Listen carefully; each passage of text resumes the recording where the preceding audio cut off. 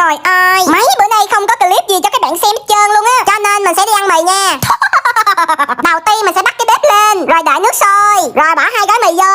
Mình giảm cân mình ăn 2 gói, sau mình đổ nước mì đi, rồi đổ sữa vô. Cái món này chỉ dành cho những bạn đang giảm cân thôi. Giảm từ 100 kg xuống 50 kg, siêu chất lượng luôn nha. Rồi mình đổ mấy gói gia vị vô. Nói thiệt cái món này không có béo chút nào luôn á. Ăn cái mình bay cục nọng luôn mọi người ơi. Khi sôi các bạn đổ tương ớt vô, đảm bảo ăn món này xong da mặt đẹp luôn. Rồi bỏ mì vô trộn thôi. Bạn nào ăn cảm thấy mặn thì bỏ thêm nước mắm vô nha. Ta đam, mì đã chín rồi nha. Hả? Ok, đông lại của mình ăn luôn. Ăn đông lại dễ giảm cân hơn nha mọi người. Ok lê, xong rồi ăn thôi. Úi chà chà, nay mình giảm cân mình ăn ít lắm. Do mình là người ăn tốt bụng cho mình nhường phần còn lại cho em mình ăn. Nhâm nhâm nhâm nhâm. Sau nửa tiếng đồng hồ mình đã ăn xong. Lộn, em mình đã ăn xong. Chứ mình là người ăn tốt bụng mà mình nhường hết cho